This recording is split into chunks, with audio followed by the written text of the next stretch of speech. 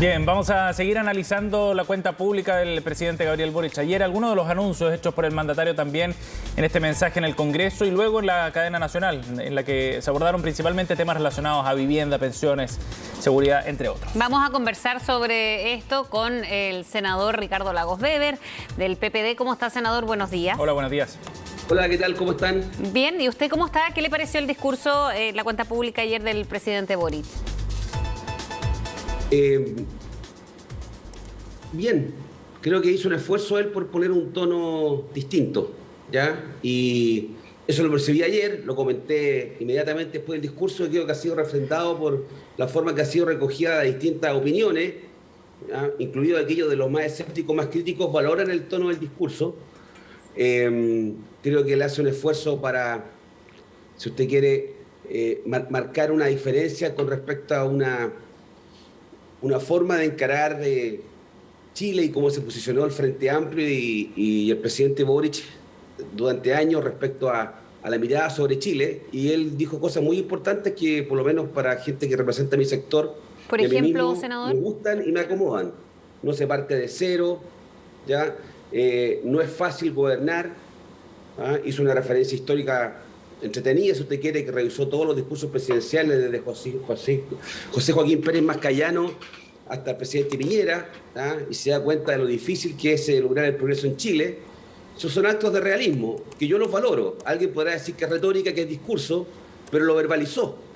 Tuvo también una autocrítica, o como quieran llamarlo, señalando que fue extremadamente duro en sus críticas, por ejemplo, en la forma en que se abandonó la pandemia en el gobierno del presidente Piñera. Sí. Señaló que si fueron duros o injustos no fue de mala fe.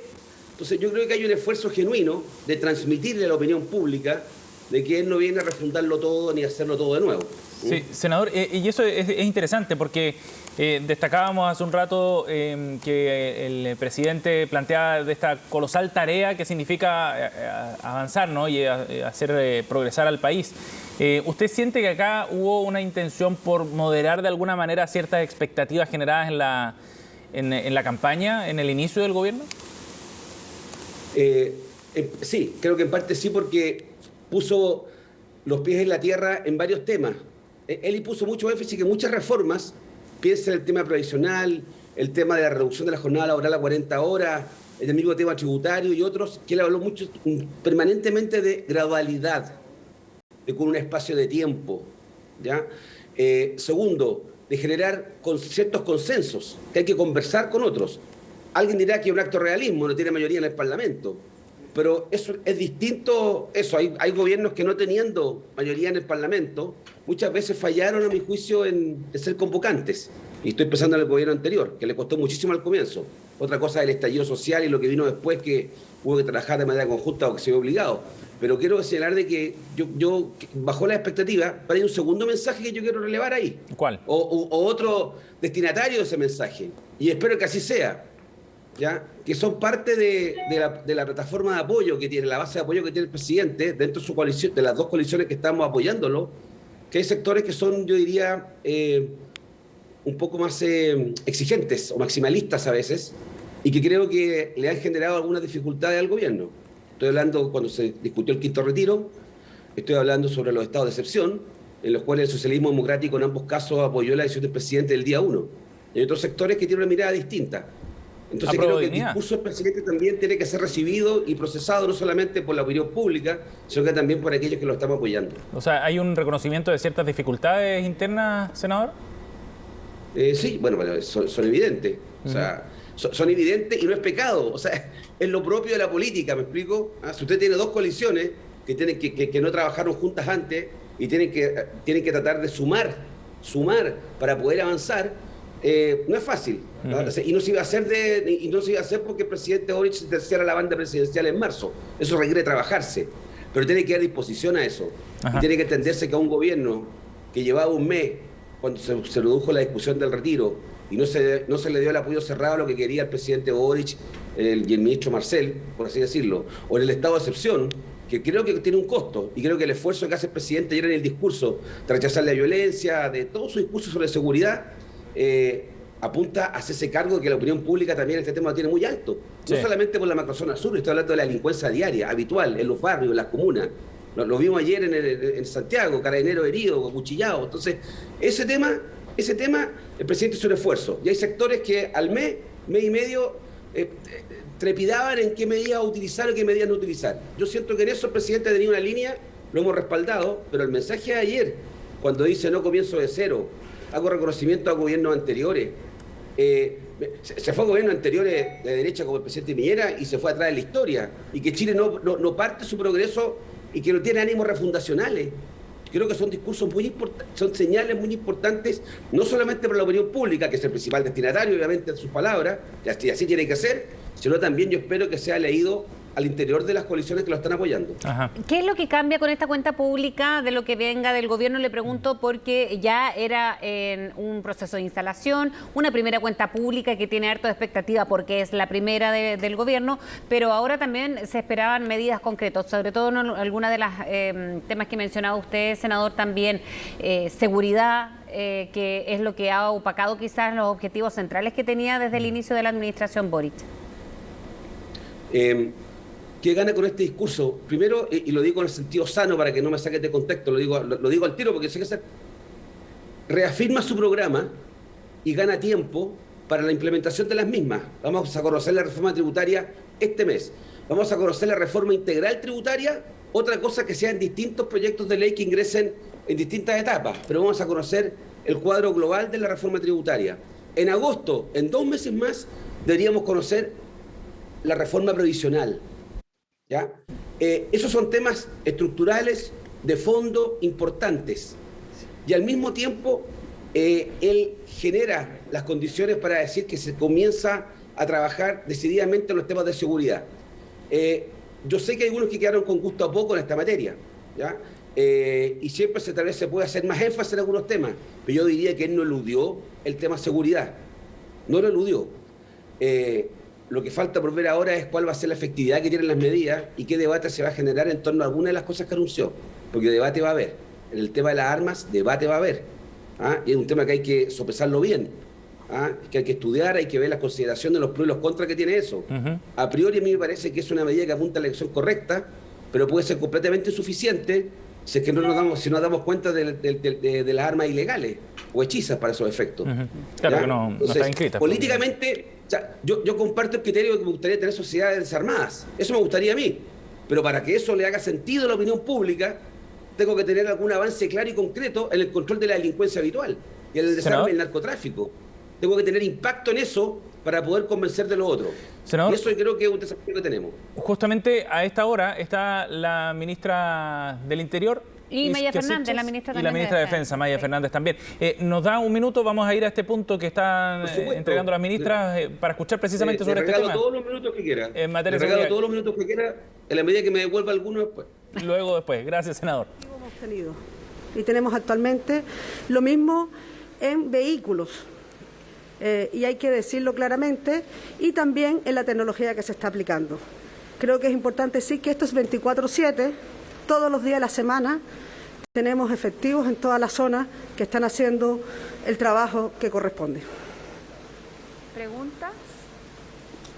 ¿Preguntas?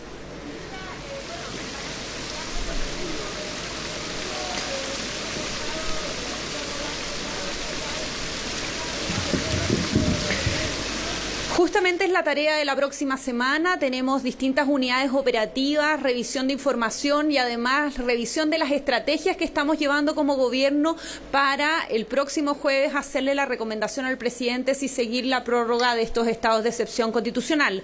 La evaluación va a ser continua. Esperamos que el despliegue de las distintas fuerzas policiales y armadas permitan un buen desempeño, como en paralelo seguir con las actividades investigativas en conjunto con el Ministerio Público y el resto de las capacidades del Estado.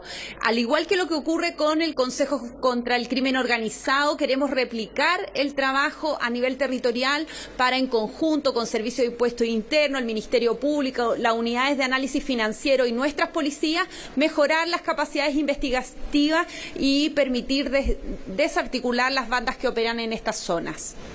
Ministra,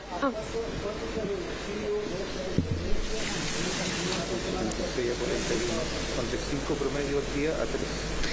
La reducción todavía son bastante breves los plazos, más o menos 15 días, pero de 5 eventos promedio al día que teníamos previo al estado de excepción constitucional, este se ha reducido a 3, son hechos de menor violencia y también magnitud. Obviamente este no es el desafío final de nuestra administración, sino más bien desarticular las bandas y seguir las acciones preventivas. Y quiero aprovechar este punto también de hacernos cargo de aquellos dichos de que este es un estado de excepción de oficina, que no estamos en los recorridos. Tal como lo ha dicho la ministra de Defensa, es una dotación importantísima, tanto en recursos humanos, tecnologías y capacidades que están desplegados en la zona. Y el trabajo de nuestros tantos carabineros, policías de investigaciones y todos los uniformados que están, entre ellos las Fuerzas Armadas, es un despliegue del más alto nivel que esperamos que pueda rendir frutos en torno a lo planteado. Ministra, muy buenos días. Respecto de los anuncios de seguridad emitidos ayer por el presidente de la República, específicamente preguntarle plazos, por ejemplo, para este proyecto de menos armas, y la crítica que se hace repetidamente desde la oposición es que muchas de las medidas en seguridad son muy a largo plazo, se tienen que esperar mucho para ver resultados. ¿Cuáles son las medidas ahora, a corto plazo, para reducir la inseguridad de la población chilena?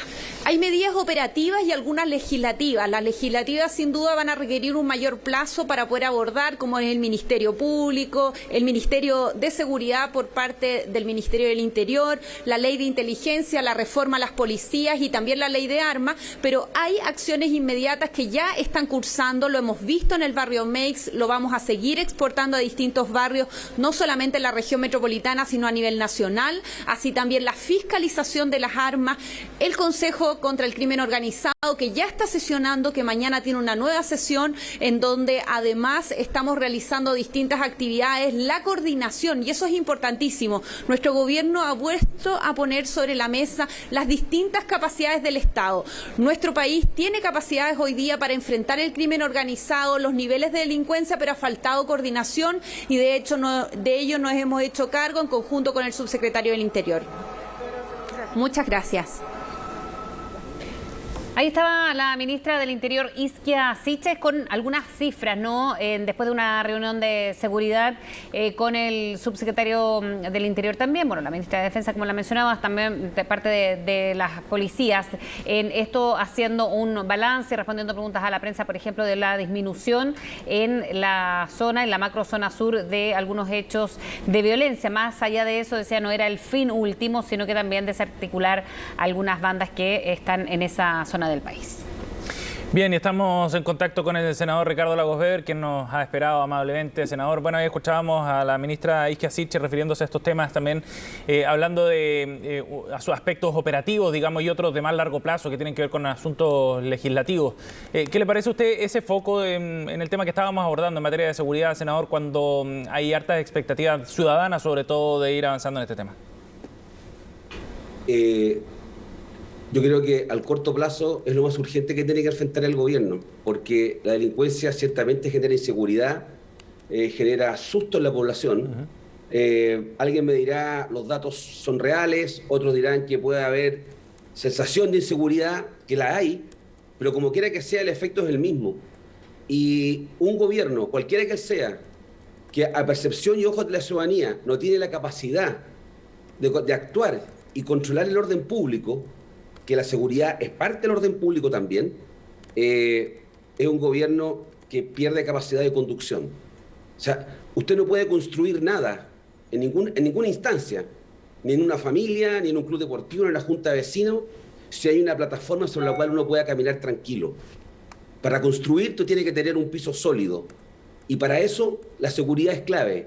Y está instalado, no solamente por el tema que tenemos que enfrentar como Estado en la macrozona sur, ¿ya?, que es un tema muy relevante, pero ese tema que está en la macrozona sur es al mismo tiempo que lo que ocurre en los cerros, en Valparaíso, que lo que ocurre en Viña del Mar, lo que nos ocurre en San Antonio, lo que ocurre en San Carlos, lo que ocurre en muchos lugares de Chile. Y este tema es diario. Esto afecta a aquella persona que se levanta a trabajar, esto afecta a la persona que manda a sus niños al colegio y a la escuela, y esto es algo que yo recibo en todo mi trabajo territorial, permanentemente. Por eso que creo fundamental que el gobierno ayer haya puesto este énfasis, que hoy día ha habido la ministra de Interior y ministra de Defensa tomando esta agenda, no lo va a solucionar a corto plazo. Los chilenos no somos nada de eso. Los chilenos sabemos que las cosas no se resuelven de un día para otro, lo sabemos.